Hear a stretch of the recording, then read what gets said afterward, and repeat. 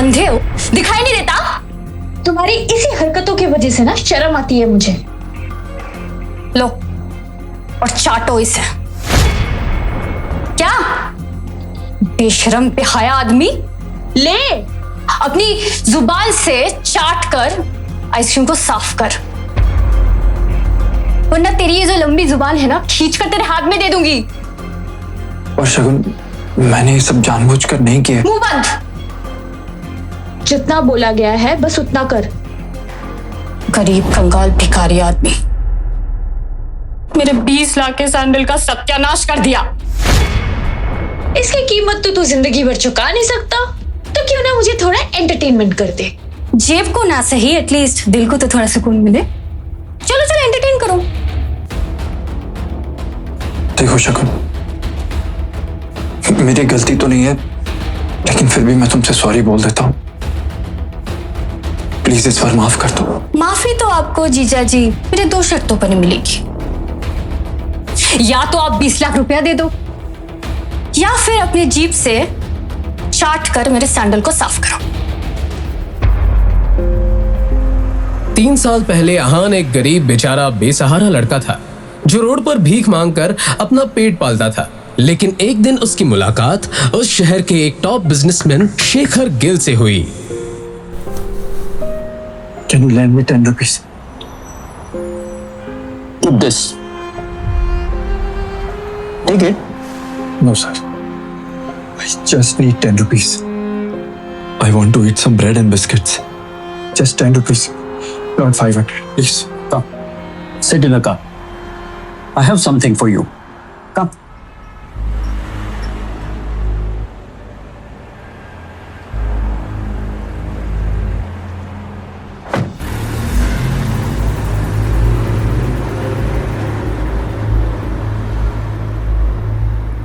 शेखर ने अहान की पिछली जिंदगी के बारे में कई बार सवाल किया, लेकिन अहान ने कभी एक शब्द नहीं कहा, क्योंकि वो जानता था कि जिस दिन उसका सच शेखर या गिल मैंशन के दूसरे लोगों को पता चलेगा, वो उसे हाथ पैर जोड़कर अपने घर से जाने के लिए उससे भी भीख मांगने लगेंगे। ऐसे में अहान अपने सर से ये छत बिल्कुल भी नहीं जाने देना चाहता था। वहीं जब शेखर गिल ने अपनी एक लौती बेटी शनाया की शादी अहान से करवा दी, तो उसकी जिंदगी और भी बदतर हो गई। 2 रुपए की तुम्हारी औकात नहीं है और तुमने शगुन की 20 लाख की सैंडल का सत्यानाश कर दिया। अब मैं क्या करूं? बताओ आखिर कब तक कैसे मैं तुम्हारी हरकतों का हर्जाना भरती रहूंगी? फिलहाल तो मैं शगुन को 20 लाख देकर तुम्हें बचा रही हूँ, और ये मेरा तुम पर एक एहसान है जिसे तुम्हें सही वक्त आने पर मेरे तरीके से चुकाना होगा। शनाया अपने गरीब पति अहान से हद से ज्यादा नफरत करती थी। शनाया ने अपने पापा शेखर गिल की शर्तों के आगे मजबूर होकर उस रात अहान के साथ 7 फेरे तो ले लिए, लेकिन इन 7 फेरों की रात के बाद उसने अहान पर जो जुल्म किए, उसे सुन आपकी भी रूह कांप जाएगी। यही वजह थी कि अहान शनाया की आहट से भी डरता था, लेकिन फिर भी वो गिल मेंशन की छत छोड़कर कहीं नहीं जाना चाहता था।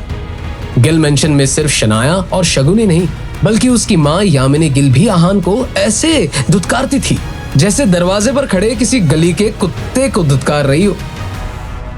आहान साहब, कलेक्टर साहब, मर गया ये आदमी। जब से शेखर इसे घर में लेकर आए इसने दिमाग में डंप कर दिया है। यार किसी को मारने की सजा ना होना तो ये पहला खून होगा मेरी लाइफ का। क्या हुआ माँ? आपके कपड़े मैंने टाइम पर धोकर सुखा दिए थे। सत्यानाश हो तेरा भिखारी। ये देख क्या किया तूने मेरी साड़ी का। जब काम पर होता है कम से कम उस वक्त तो अपनी चटोरी जुबान को लगाम दिया कर। मेरे कपड़े सुखाने गया था ना, उस वक्त चाय पीने की क्या जरूरत थी? नीचे आकर भी तो चाय पी सकता था ना तू।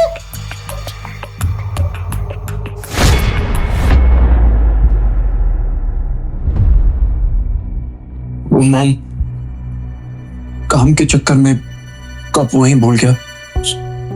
Sorry mom. Sorry my foot. क्या करूं तेरी सॉरी का? अचार डालूं मैं? इस बार तेरी गलती की ऐसी सजा दूंगी ना मैं, तेरी रूह तक कांप जाएगी। अगली गलती करने से पहले तू 100 बार सोचेगा। भारत के सबसे अमीर घराने में आहान जैसे गरीब बेसहारा लड़के की शादी शनाए के पापा शेखर गिल की वजह से तो होगी। इस शादी ने आहान को धरती पर ही नरक के दर्शन करा दिए थे, जहां एक तरफ आहान को उसकी पत्नी शनाए गिल बिल्कुल पसंद नहीं करती थी, तो वहीं दूसरी ओर उसकी सास यामिनी भी उसे दिन रात गालियां देती। ये सब झेलना तो आहान के लिए रोजाना की बात हो गई थी, लेकिन आज जो आहान के साथ होने वाला था वो उसके लिए किसी भयानक सपने से कम नहीं था। आहान, आहान, कहाँ मर गया ये आदमी? चिल्ला चिल्ला के मेरे गले से खून निकलवा देगा ये कामचोर निठल्ला। क्या हुआ मॉम, आपको कुछ चाहिए था? ये देख, शनाया अपना लंच बॉक्स घर पर ही भूल गई है। वो अपनी डाइट को लेकर बहुत स्ट्रिक्ट है, बाहर का कुछ भी नहीं खाएगी, तो अपनी जिराफ जैसी टांगों से जल्दी से दौड़ता हुआ जा। शनाए के लिए इस तरह लंच भूल जाना रोजाना की बात थी। ऐसे में हमेशा की तरह आज भी आहान शनाए का लंच लेकर उसके ऑफिस पहुंचा, लेकिन तभी अंदर से आती हुई आवाज सुनकर वो शनाए के केबिन के बाहर ही रुक गया। शनाया, तुम अपने इस यूजलेस हस्बैंड को तलाक क्यों नहीं दे देती हो यार? जब तक आहान हमारे रास्ते से हटेगा नहीं, हमारी कहानी आगे कैसे बढ़ेगी? मैं तो शादी के पहले दिन से आहान को तलाक देना चाह रही हूँ, पर वो डिवोर्स पेपर्स पर साइन ही नहीं करता। मुझे समझ ही नहीं आता कि उससे पीछा छूटेगा कैसे मेरा। शनाया, तुम परेशान मत हो, मैं कोई दूसरा रास्ता ढूंढ लूंगा। फिलहाल तुम ये सोचो कि 100 करोड़ रुपए कहां से आएंगे। अगर रुपयों का इंतजाम नहीं हुआ ना, तो सारे इन्वेस्टर्स भाग जाएंगे। तुम्हारे दादा का सपना, ये किल का ऑपरेशन डूब जाएगा। मुझे कुछ समझ में नहीं आ रहा है कि 100 करोड़ रुपए मैं कहां से लाऊंगी। शनाया, मेरे दादा की बनाई इस कंपनी को मैं हर हाल में बचाना चाहती हूँ। केबिन के बाहर खड़ा आहान ये सब बातें सुन रहा था। उसने अचानक से दरवाजा खोला तो देखा कि देव उसकी पत्नी शनाए के करीब उसके कंधे पर हाथ रख के खड़ा है।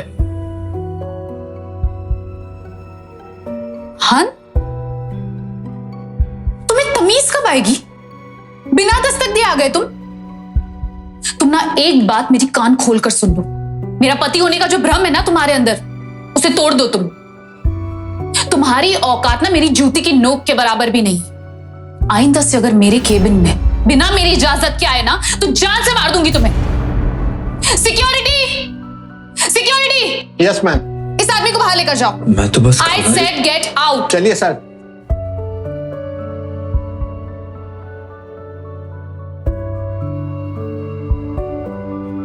हमेशा की तरह आहान आज भी शनाए के सामने सर झुकाकर बाहर निकल गया।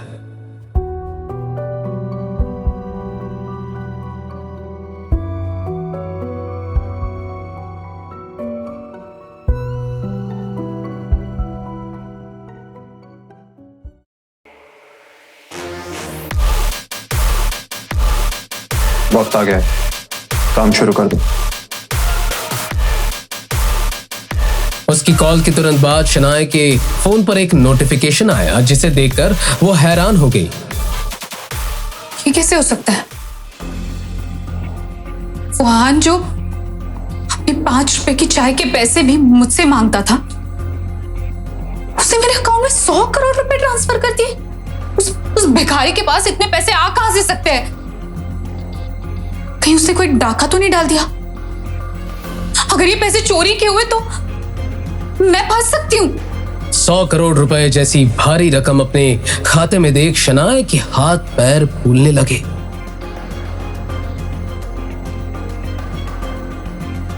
उसकी सेक्रेटरी केबिन के अंदर आई और शनाए के हाथ में एक लाल लिफाफा थमा दिया, जिसके ऊपर लिखा था आखिरी सलाम।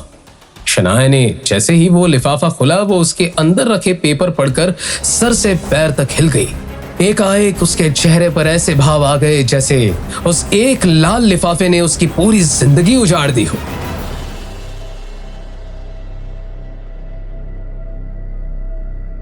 एक तरफ तो शनाया इस बात से हैरान थी कि पिछले 3 सालों तक उसके टुकड़े पर पलने वाले आहान के पास अचानक से 100 करोड़ रुपए कहां से आए, तो वहीं दूसरी ओर वो लाल लिफाफा जिस पर आखिरी सलाम लिखा था, उसने तो शनाया के गुस्से को 7वें आसमान पर पहुंचा दिया। सोचो शनाया, सोचो कि इस भिखारी के पास 100 करोड़ कहां से आ गए। मुझे नहीं पता देव कि आखिर आहान की हकीकत क्या है। अब तो मुझे भी जानना है कि उस भिखारी आहान का सच क्या है, जो वो पिछले 3 सालों से मुझसे और मेरे पापा से छुपा रहा है। इन्हीं सब सवालों के जवाब जानने के लिए शनाया बार बार आहान को फोन कर रही थी, लेकिन आहान हर बार उसका कॉल काट देता। आहान के इस बदले बर्ताव से शनाया को गहरा झटका लगता है। आखिर क्यों किया आहान ने शनाया के साथ ऐसा धोखा? और आहान, अगर वो पहले से ही था इतना अमीर, तो इतने सालों से ससुराल में गरीब बनकर क्यों रह रहा था?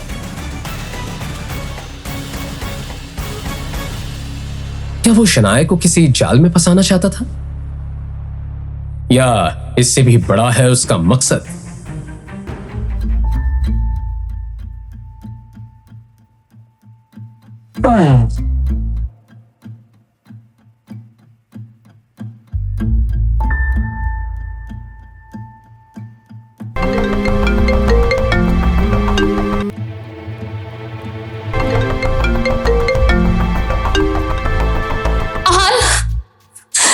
ये सब मैं पिछले 10 घंटे से तुम्हें फोन कर रही हूँ, हो कहां पर तुम? और एक बात बताओ, ये 100 करोड़ रुपए तुम्हारे पास आए कहां से? बस बहुत हुआ शनाया, आखिर तुम चाहती क्या हो? तुम्हें डाइवोर्स पेपर्स चाहिए थे, मैंने दे दिए। तुम्हें 100 करोड़ रुपए चाहिए थे, मैंने वो भी भेज दिए। और क्या चाहती हो तुम? आखिर बार बार फोन करने का मतलब क्या है? You know what? मुझे नहीं लगता कि अब हमारे बीच ऐसा कोई भी रिश्ता हो सकता है जिस नाते तुम मुझसे बात करो, क्योंकि पहले तुम मेरी शक्ल नहीं देखना चाहती थी और अब मैं तुम्हारी। So leave.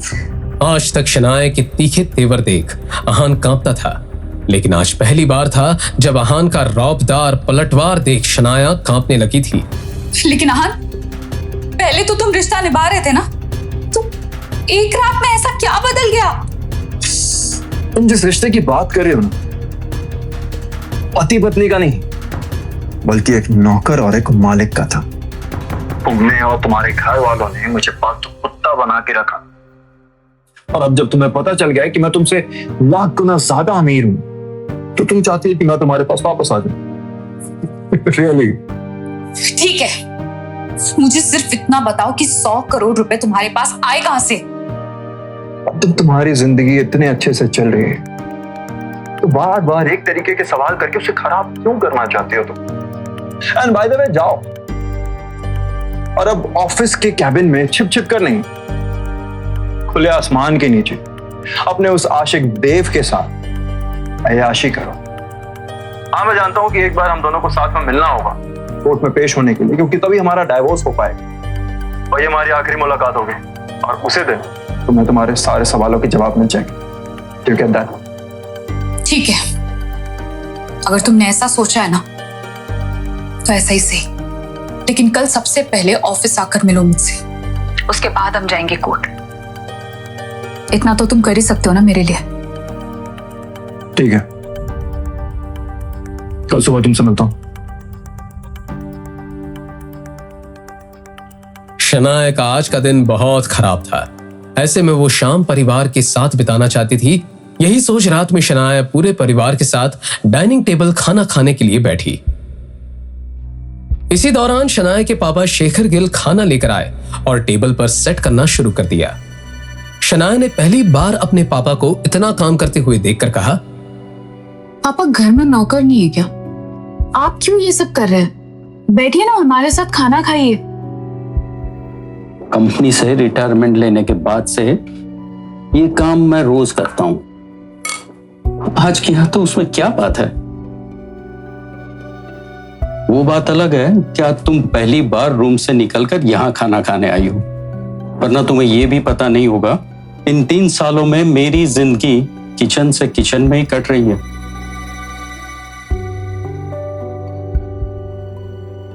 क्या चाहते हो? बेटी के सामने ऐसी बातें क्यों कर रहे हो? क्या हमने तुमसे कहा है किचन में रहने के लिए पूरा दिन? अपनी मर्जी से पूरे दिन किचन में रहते हो और खाना बनाते रहते हो। जिस तरह से आहान घर में नौकरों की तरह काम करता था, उसी तरह शेखर गिल को भी शनाया की मां यामिनी ने घर का नौकर बना रखा था। ऐसे में पूरे घर के लिए खाना बनाने की जिम्मेदारी उन्हीं की थी। लेकिन आज अचानक से आहान के चले जाने से शेखर को गहरा सदमा लगा था, जिसके कारण वो चुप नहीं रह सकते थे। उन्होंने पहली बार अपना गुस्सा दिखाते हुए कहा, हाँ, मैं अपनी मर्जी से किचन में रहता हूं। यहां बाहर तो चुगलियों के अलावा कुछ नहीं होता है। तुम मां बेटी का सिर्फ एक ही लक्ष्य है, ना खुद खुश रहना, ना आहान को और मुझे रहने देना। हर बात गलत, बदतमीजी से पेश आना, इंसान को इंसानी ना समझना। यहां हर कोई आहान को गालियां देता रहता है या उसे जलील करने का मौका तलाश करता है। मेरे रिटायरमेंट के बाद मेरी एकलौती बेटी, वो भी मेरी नहीं रही। उसे भी अपने बाप से ज्यादा अपनी कंपनी में समय बिताना अच्छा लगता है। एक लंबे समय बाद अपनी बेटी शनाया से बात करते हुए शेखर गिल के अचानक आंसू निकल गए और वो रोते हुए सीधा किचन की तरफ चले गए। ये सब क्या चल रहा है? आप दोनों पापा के साथ ऐसा व्यवहार क्यों कर रहे हैं? उन्हें चैन से क्यों नहीं जीने देते? तुम कब से मर्दों के बारे में इतना सोचने लगी? और तुमने तो खुद अपने पति को अपना नौकर बना के रखा था ना? क्या उस वक्त तुम्हें बात याद नहीं आई? आहान और मेरी शादी जोर जबरदस्ती से हुई थी। ना ही आहान इस शादी से खुश था और ना ही मैं। और वो जो कुछ भी मेरे लिए करता था सब अपनी मर्जी से करता था। मैंने उसे कभी मेरा नौकर बनने के लिए नहीं कहा। वो तो माँ ही उसे जबरदस्ती टिफिन देकर मेरे ऑफिस भेज देती थी। शाम तक जब मैं आती थी वो खुद ही मेरा कमरा साफ कर देता था। आप लोगों की तरह मैंने उस पर कभी भी काम नहीं थोपा। ये कहकर शनाया ने अपनी प्लेट्स उठाई और अपने पापा से मिलने किचन में चले गई, जिन्होंने इतनी मेहनत से खाना बनाया था।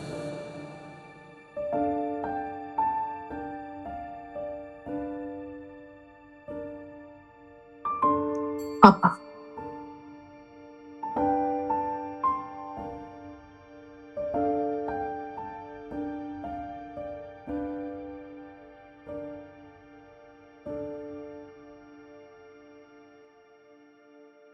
सॉरी पापा। ऑफिस के काम और तमाम चीजों में ना मुझे याद ही नहीं रहा कि मैं आपको भूल गई। मुझे माफ कर दीजिए पापा। और हम साथ में खाना खाएंगे। एक अरसे बाद बेटी को अपने पास इस तरह बैठे देख शेखर गिल की आंखें फिर से नम हो गई।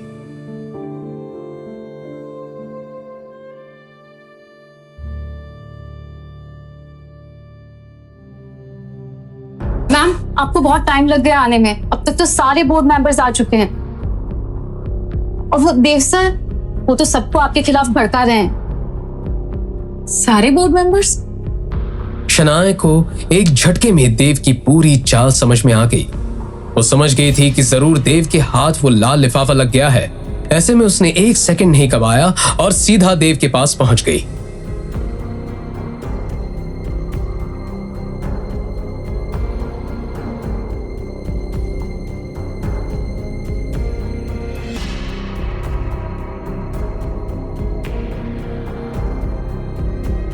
क्या मैं ये जान सकती हूँ कि तुमने बोर्ड मेंबर्स को यहाँ क्यों बुलाया? और प्यार के नाम पे पीठ में छुरा घोंपने की कौन सी ये चाल चल रहे हो तुम? देखो शनाया, बोर्ड मेंबर तुम पर या मुझ पर कितना भी क्यों न चिल्लाएं, लेकिन समय समय पर उन्होंने हमेशा हमें सपोर्ट किया है। और आज जब कंपनी को इतनी बड़ी डील मिल गई तो क्या तुम उन्हें भूल जाओगी?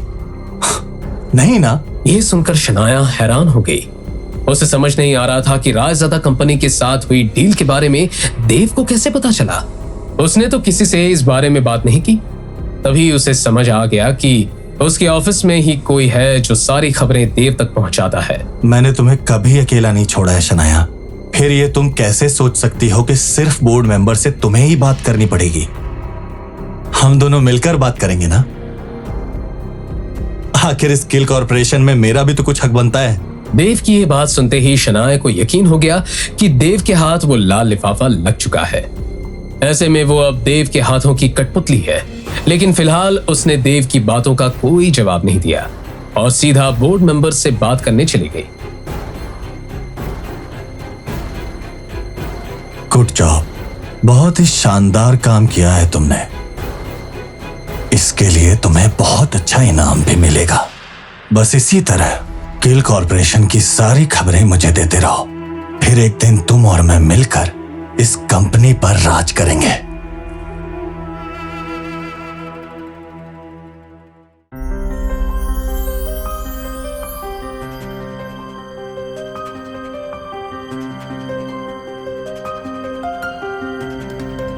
जहां एक ओर गिल कंपनी में ये सारा तमाशा चल रहा था, तो दूसरी ओर अहान एक लेविश मेंशन में अपनी नई जिंदगी के मजे ले रहा था। उसे अपने फोन का भी होश नहीं था। उसका फोन बिस्तर के नीचे पड़ा हुआ था और काफी देर से बजते बजते स्विच ऑफ हो गया था। 3 सालों की मदहोशी के बाद वो ऐसे नींद के गहरे आगोश में था जहां उसे सब सपना लग रहा था।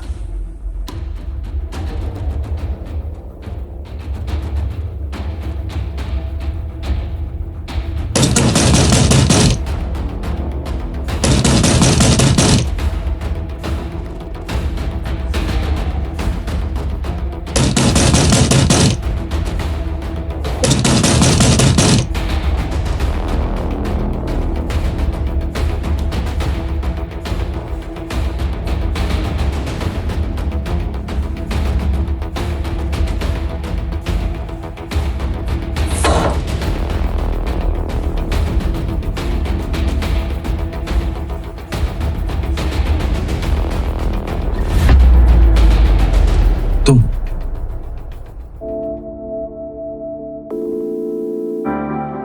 My darling baby, long time no see.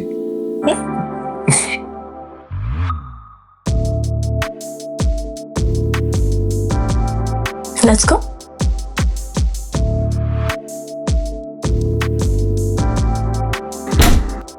उस परिवार में मुझे तुम्हारे अलावा किसी पर भरोसा ही नहीं था, और तुमने भी इन 3 सालों में मुझे एक बार कांटेक्ट करने की कोशिश नहीं की। उन्हें भरोसा भी तो सिर्फ तुम पर है, इसीलिए तुम अपने एक लौते वारिस को बेघर कर उन्होंने अपना सारा बिजनेस तुम्हारे हाथों में दे दिया। एंड यू नो व्हाट, ये जानकर मुझे बहुत खुशी होती है कि तुमने उनका बिजनेस बहुत अच्छे तरीके से संभाल रखा है। वो उनका नहीं, तुम्हारा बिजनेस है, क्योंकि अगर कमान मेरे हाथ में है तो पक्का उसकी आखिरी छोर तुम तक ही जाएगी। सामने बैठी नताशा की ये बात सुनकर अहान चौंक उठा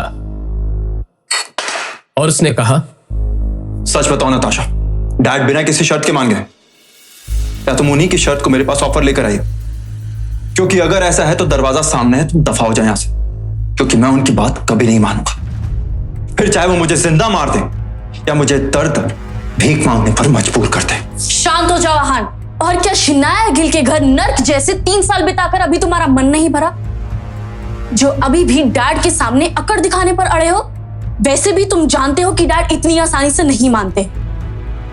फिलहाल उन्होंने गिल कॉर्पोरेशन को एक नया काम देने की कोशिश की है। शायद इसी बहाने वो शिनाया और तुम्हें एक बार फिर एक साथ खड़ा करना चाहते हैं। अब मैं नहीं जानती कि इसके पीछे उनकी कौन सी नई चाल है, क्योंकि वो शिनाया को पसंद तो नहीं करते हैं, लेकिन फिर भी तुम्हारी शादी को बचाने की कोशिश कर रहे हैं। नताशा का अहान के परिवार के साथ क्या रिश्ता था ये कोई नहीं जानता था।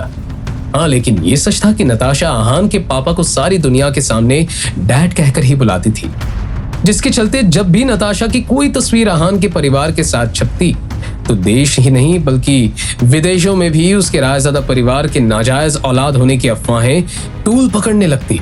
वहीं अब अहान के एक बार फिर से रायज़ादा परिवार में लौटने की खबर ने पूरे देश की इकोनॉमी को हिला दिया था। हर कोई हैरान था कि 3 साल पहले लापता हुआ रायज़ादा परिवार का बेटा आखिर इस तरह अचानक कैसे लौट आया। सच जरा सा अलग है नताशा। एक्चुअली शनाया की बहन और उसकी मम्मी की गालियों को सुन सुनकर मेरा पेशेंस लेवल जो है वो बहुत बढ़ गया, और उनके दिल में मेरे लिए नफरत और गुस्सा है, ये बहुत क्लियर है। लेकिन मुझे इससे कोई शिकायत नहीं। एक बात याद रखना, मैं तुम्हारे और डैड की जाल में नहीं फंसने वाला। लेकिन अगर तुम लोगों ने मेरे ऊपर कोई दबाव बनाने की कोशिश की ना, देन ट्रस्ट में इस बार मैं इतनी दूर चला जाऊं कि पूरी दुनिया की पुलिस मेरे पीछे लगा लोगी ना तो भी मुझे ढूंढ नहीं पाओगी। मैं जानती हूँ, तुम अपने डैड की असलियत भी जानते हो और इस कंपनी की जरूरत भी। लेकिन अगर पावर चाहिए तो आजादी के साथ साथ जिंदगी के कुछ सच से भी समझौता करना पड़ेगा। नताशा, फिलहाल मैं इस मुद्दे पर कोई बात नहीं करना चाहता, क्योंकि जब भी ये सारी बातें होती हैं मुझे डैड की बेवफाई याद आ जाती है जो उन्होंने मेरी माँ के साथ की थी, जिसका नतीजा बस हाँ, बहुत बोल चुके हो तुम।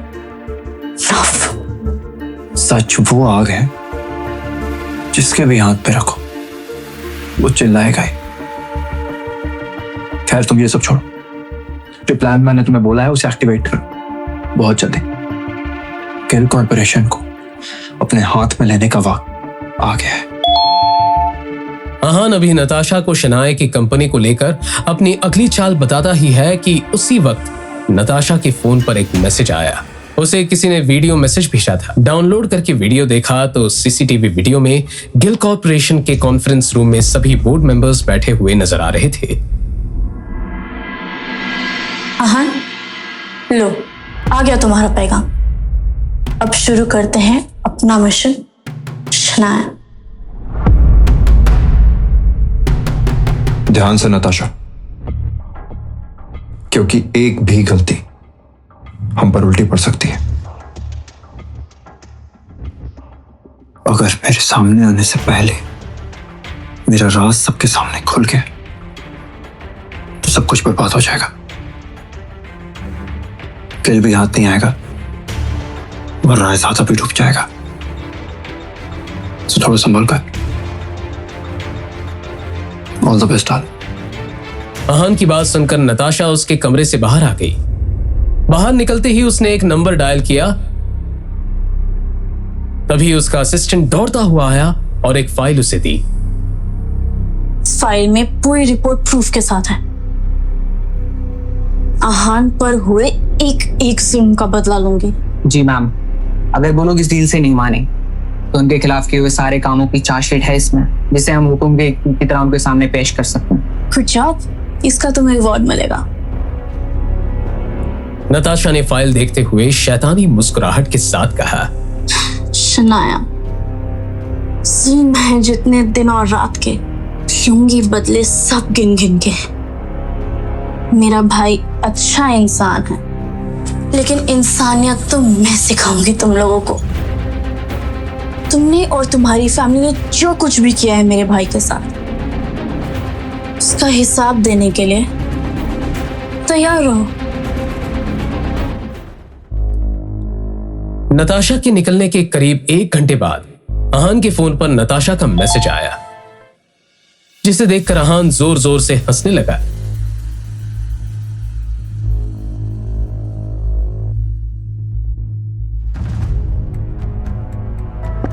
अब आएगा खेल का मजा। Natasha, you are great. अपने शिकार को काबू में करना मैंने ही तो तुम्हें सिखाया था, तो उम्मीद करता हूं गलती नहीं करोगी। तभी आहान के फोन की रिंग बजने लगी। उसने देखा कि शनाया का भाई शौर्य उसे कॉल कर रहा था। उसने कॉल रिसीव करते ही कहा, बोलो शौर्य, अब तुम्हें क्या चाहिए? जब से मुझे पता चला ना कि तुमने मेरी बहन के अकाउंट में 100 करोड़ रुपए ट्रांसफर किए, मुझे ना नींद नहीं आ रही है। तुम तो बहुत गरीब थे ना, कहीं आना जाना हो तो 50-50 रुपए के लिए मेरी दीदी से गिड़गिड़ा के भीख मांगते थे। प्लीज मुझे ना एक बात बताओ, तुम पहले ही इतने अमीर थे या कोई लॉटरी वॉटरी का टिकट लगाए भाई? देखो, मैं तुम्हें एक राज की बात बताने वाला हूं, लेकिन प्लीज तुम किसी से शेयर मत करना, ओके? दरअसल देव तुम्हारा जीजा बनना चाहता है और मैं उसके रास्ते की रुकावट बन रहा था। तो मेरे और देव के बीच में एक डील हुई, और डील ये थी कि वो मुझे 100 करोड़ रुपए देगा और बदले में मुझे उसका एक छोटा सा काम करना होगा और तुम्हारी बहन के डाइवोर्स पेपर साइन करने होंगे। तो मैंने उसका वो छोटा सा काम कर दिया और तुम्हारी बहन के अकाउंट में 100 करोड़ रुपए ट्रांसफर कर दे और डाइवोर्स पेपर्स पे साइन करके चुपचाप यहां पे आ गया। हेलो, सुन लिया ना? अब फोन करके डिस्टर्ब मत करना।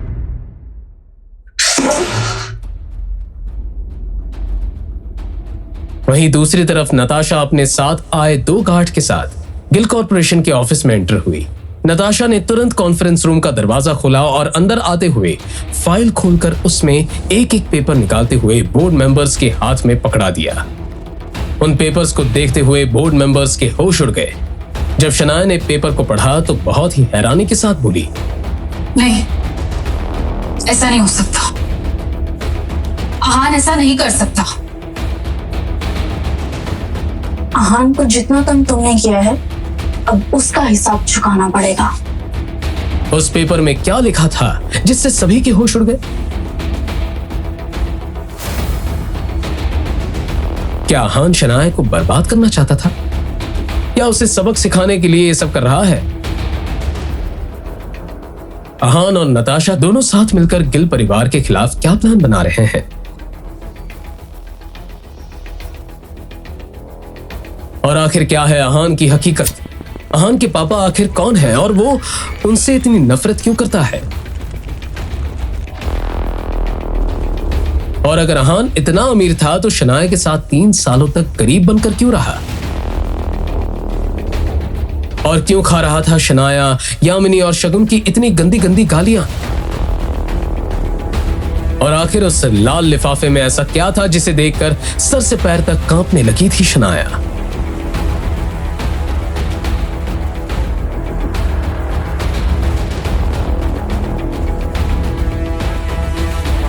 शनाया, अब तुम्हारी बारी। इन सवालों ने इंडिया से लेकर अमेरिका तक सभी की नींदें उड़ा रखी हैं। इसके लिए नीचे दिए इंस्टॉल बटन पर क्लिक करके अभी डाउनलोड कीजिए पॉकेट एफएम और सुनिए रोंगटे खड़े कर देने वाली ऑडियो सीरीज सीक्रेट अमीरजादा, वो भी बिल्कुल फ्री।